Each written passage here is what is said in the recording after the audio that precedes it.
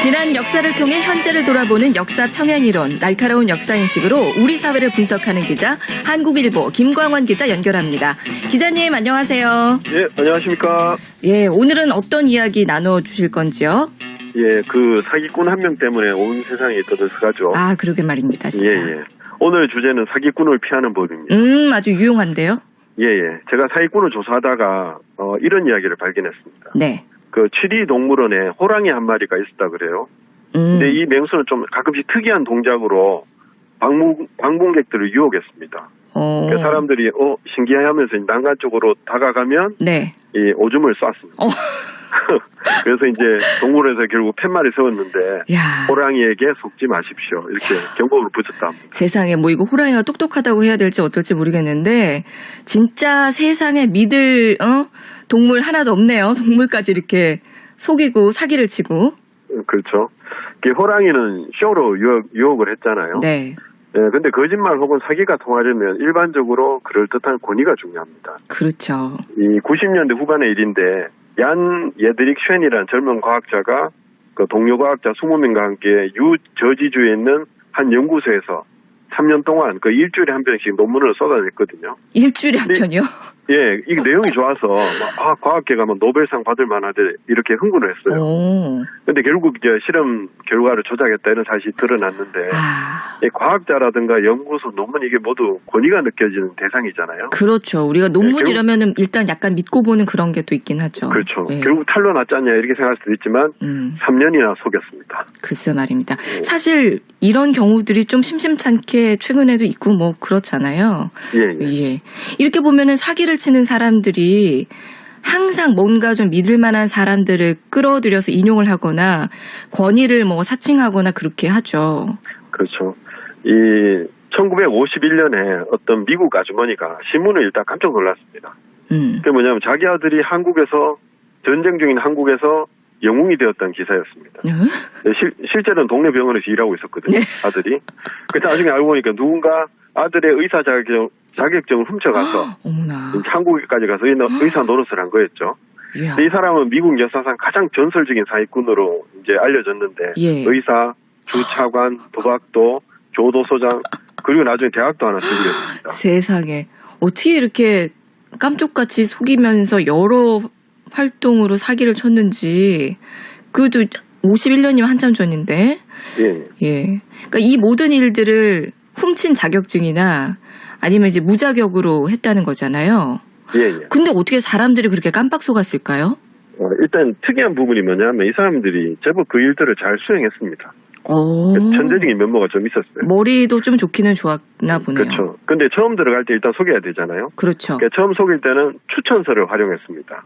그래서 거의 100%에 가까운 성공을 거두었거든요. 이 사람이 어떤 사기를 치기 전에 사전 자격이 뭐였냐면 그 지역의 주교나 지역 유지 등 뭐 누구나 알만한 사람들의 추천서를 다발로 받아서 가지고 다녔습니다. 근데 이 사람이 사기꾼 노릇을 그만둔 이유도 재밌습니다. 뭐 개가천선한 게 아니고요. 너무 유명해져서 이제는 이제 활동을 못하게 됐습니다. 사람들이 이제 사기꾼인 걸 다 알아버려서 그렇죠. 하긴 우리나라에도 이렇게 좀 너무 유명해져 버려서 사기를 더 이상 못 치는 사람들이 많죠. 그렇죠. 꽤 있습니다. 이 역사에는 보면 가짜 소개장이 아니라 실제 권위를 가진 사기꾼도 있었습니다. 외교관입니다. 다 그렇지는 않겠지만 외교관에 대해서 역사적으로 어떻게 평가하냐면 일부 평가겠죠. 국가에서 인정한 보수를 받는 사기꾼 그리고 백수건달 이런 평가가 있습니다.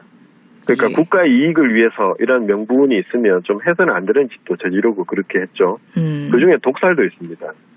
알고 보면 사실 무서운 사기꾼이죠. 어머나 세상에. 뭔가 근데 또 이런 사람들은 자기 나름대로는 내가 뭐 국가와 민족을 위한다 이런 신념으로 스스로를 약간 속이면서 하는 것 같기도 하더라고요. 그러면서 이제 자기가 하는 거짓말들과 뭐 신념인지 신념 비슷한 것인지와 이제 이게 하나로 결부를 시켜서 그렇게 하는 것 같은데 이게 진짜 위험한 행동이죠 이게. 그렇죠. 그 또 시대가 사기를 조장하는 경우도 있습니다.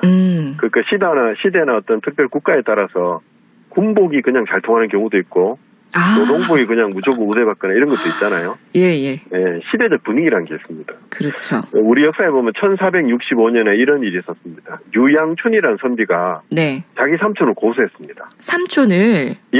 왜냐하면 삼촌하고 같이 과거에 응치를 했는데 삼촌이 답지를 바꿔치기를 합니다. 어머나. 그 자기는 떨어지고 삼촌은 붙었습니다. 이야, 삼촌이 진짜 못됐네요. 예. 어떻게 조카 답지랑 이렇게 바꿔치기를 했을까요? 근데 이런 일은 당연히 이제 바로 잡았겠죠? 예. 근데 유양춘이 오히려 과거 응시 금지 명령을 받았습니다. 네? 왜요? 그러니까 조카가 삼촌을 고소하는 것 자체가 인륜에 어긋난다 이런 판단이었거든요. 그리고 또 유양춘이 좀 욱하잖아요. 자기 뭐 출세길에 막혔으니까. 그래서 관리들 앞에서 삼촌에 대해서 좀 막말을 한 것 같아요. 또 이게 문제가 됐습니다. 그래서 오히려 벌을 받았다 이렇게 해석이 가능합니다. 이게 그 시대니까 이런 이야기가 또 펼쳐지는군요. 예. 유교 사회에서는 그거 답지 바꿔치기 한 삼촌보다 버르장머리 없는 네가 더 잘못이다 이렇게 되는 그런 분위기였군요. 와. 대부분 그렇게 해석을 하거든요. 네. 근데 저는 생각이 조금 다릅니다. 이 시대는 세조 임금이 다스리던 시기입니다. 세조. 하필 또 세조 시대였군요, 그때가. 그렇죠. 이 시대에 가장 사이가 나빴던 삼촌과 조카는 이 단종과 세조겠죠. 그렇죠. 또 이제 특히 무시무시한 삼촌은 조카의 권력과 답지뿐 아니고 답지가 아니고 뭐 권력과 생명까지 가르쳤잖아요. 그러니까 유양춘의 경우에 하필 삼촌과 조카 사이에 벌어진 일이어서 이 신문하는 사람들이 자꾸 제일 윗자리에 계신 삼촌을 연상했을 것 같아요. 그럴 수 있겠네요. 네, 진짜. 우리 이제 근대사에 보면 이런 게 있습니다. 60년대에 키다리 미스터 김이라는 노래가 금지곡이 된 적이 있거든요. 네네. 당시에 미스터 박, 그 대통령께서 키가 작았죠. 그래서 유양춘 사건에 보자면 이 나쁜 삼촌을 자꾸 언급하자니까 그분이 떠올라서 신하들이 좀 불안하기도 하고 찝찝하지 않았을까 그런 생각이 듭니다. 이거 너무 설득력이 있는데요.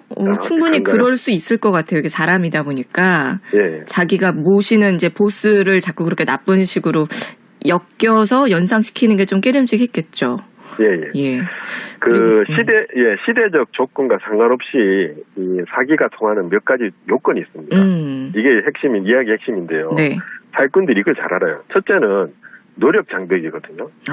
누가 거짓말하면 저 거짓말이다. 이걸 밝히려면 정말 에너지가 필요합니다. 그렇죠.